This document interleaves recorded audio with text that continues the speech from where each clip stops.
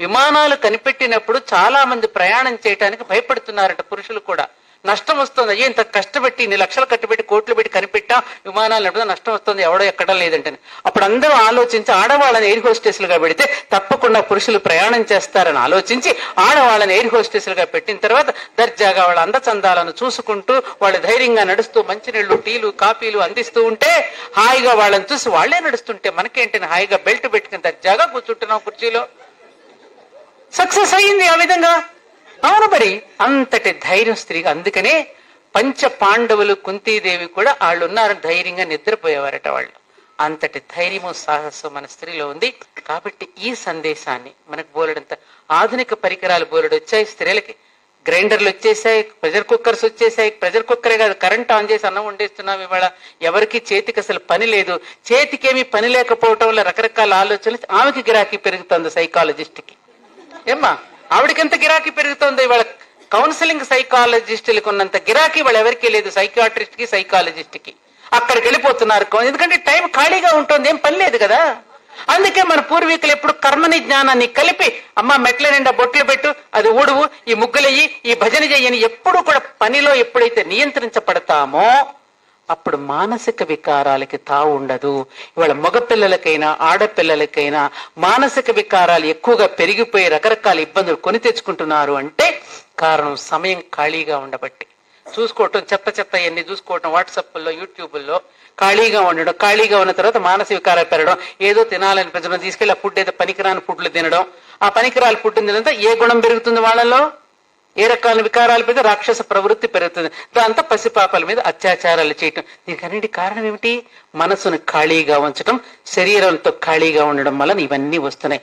ఆడపిల్లలు కూడా, I'm sorry, వాళ్ళ మహిళా సాధికారతను పెట్టుకుని అంటం తప్పో రైటో నాకు తెలియదు, కానీ ఆడపిల్లలు కూడా మగపిల్లల్ని బాగా రెచ్చగొడుతున్నారు. ఈ విషయం కూడా నేను ఒక పెద్దదానిగా మీ అందరికీ చెప్తున్నానమ్మా.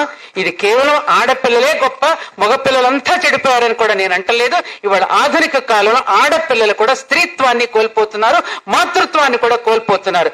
అది కోల్పోతే ప్రమాదం వాళ్ళకే. ఈ విషయాన్ని మాత్రం నేను ధైర్యంగా, నన్ను తిట్టుకున్నా సరే, నన్ను ఏమన్నా సరే, ఇది మాత్రం నేను ఖచ్చితంగా నేను చెప్పదలుచుకున్నాను. కేవలం మగపిల్లల్ని అనకండి. ఇవాళ మగపిల్లలే కుదురుగా ఉంటున్నారు ఆడపిల్లల కంటే, వాళ్లే సిగ్గుపడుతున్నారు కొన్ని విషయాల్లో. ఇది వాస్తవం. నీకిచ్చిన స్వేచ్ఛ, ఆమె చెప్పినట్టుగా నీకిచ్చిన స్వేచ్ఛకి, నీకిచ్చినటువంటి స్వాతంత్రానికి దాన్ని ఎందుకు నేను తల్లిదండ్రులు చదివిస్తున్నారు? ఎందుకు నేను హైదరాబాద్ పంపించి నేను హాస్టల్లో పెట్టి చదివిస్తున్నారు? పిచ్చి వేషాలు వేయడానికా? దేనికి ఎందుకు పెట్టారు? ఆమె చెప్పిన సంప్రదాయం ఎందుకు పెట్టారు? దానిలో ఉన్న విలువేమిటి? దానికి ఎందుకు చేయాల్సి వచ్చింది ఆ విధంగా? తేలిగ్గా పెట్టలేదే, వాళ్ళ ఊరికి అనవసరంగా పెట్టలేదు. దానిలో ఎంత సైన్స్ ఉంది, ఎంత శాస్త్రీయత ఉంది మన పెద్దలు చెప్పినటువంటి మాటల్లో. అందుకని ఇవన్నీ కూడా మనం గ్రహించుకోగలిగినప్పుడే మహిళా సాధికారత. అసలు సాధికారత లేనిది ఎప్పుడమ్మా? నామరూపాలిచ్చి బయటికి పురుషుడిని మనం పంపిస్తున్నాం. మీ ఆయన రైలుకి ఎక్కుతుంటే, ప్రయాణం అవుతుంటే ఏం చేస్తున్నావు నువ్వు? ఏమంటే మీకు ఇదిగో పెరుగన్నం పెట్టాను, రొట్టెలు పెట్టాను, మీ ప్యాంటు షర్టు సూట్ కేసులో పెట్టాను, టవల్ కూడా పెట్టాను, సాక్స్ కూడా పెట్టాను, కర్చీఫ్ కూడా పెట్టాను, మీ మందులు కూడా పెట్టానండి, జాగ్రత్తని నామరూపాలు ఇచ్చి నువ్వు పంపిస్తున్నావు. ఆవిడొచ్చి ఆ సూట్ కేసు నీ చేతికే ఇస్తున్నాడే, ఆ నామరూపాలు తిరిగి నీకే ఇచ్చేస్తున్నాడు. నీకు లేనిది ఎక్కడా? నీకు అసలు స్థానం లేనిది ఎక్కడా? అంతటా నువ్వే ఉన్నావు, అంతటా నువ్వే ఉన్నావు. ఇది బాగా గుర్తు పెట్టుకోవాలి మనం. అంతటా ఆవరించిన స్త్రీ యొక్క సాధికారతే. ఏ పురుషుడైనా, ఏ అమ్మాయి సంబంధం కుదర్చడానికి ఏదైనా పని మీద, ఏ బిజినెస్ పని మీద వెళితే వెంటనే నిర్ణయం తీసుకోడే. ఏమండి, ఇంటికి వెళ్ళిన తర్వాత నా భార్యను కూడా సంప్రదించి మీకు ఏ విషయం తెలియజేస్తానండి అని అంటాడు తప్ప తనకు తాను నిర్ణయం తీసుకుంటాడా అండి? అక్కడక్కడ జరిగి ఉండవచ్చు, కానీ అధిక శాతం ఏం జరుగుతోంది? ఈ దేశపు స్త్రీకున్న గొప్పతనం ఏమిటంటే తాను నేపథ్యమునందు ఉండడానికి ఇష్టపడుతుంది, భర్తకు క్రెడిట్ ఇవ్వడానికి ఇష్టపడుతుంది. ఈ దేశపు స్త్రీ యొక్క త్యాగము గొప్పతనం అదే. ఎందుకంటే మరి వాడికి కూడా ఒక బాధ్యత ఇవ్వాలి, అతనికి కూడా సమాజంలో అతన్ని నిలబెట్టాలి. కాబట్టి ఆయనకి గొప్పతనం ఇవ్వడానికి.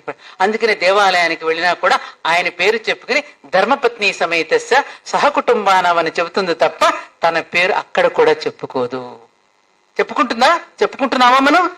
నోములు నోచిన, వ్రతాలు చేసినా కూడా వాళ్ళ కోసమే చేస్తుంది తప్ప తన కోసం చేసుకోదు. కాబట్టి ఓ భారతీయ మహిళ, నీకున్న ఓర్పుకి నేర్పు తోడై ఈ భారత జాతిని రక్షించుగాక.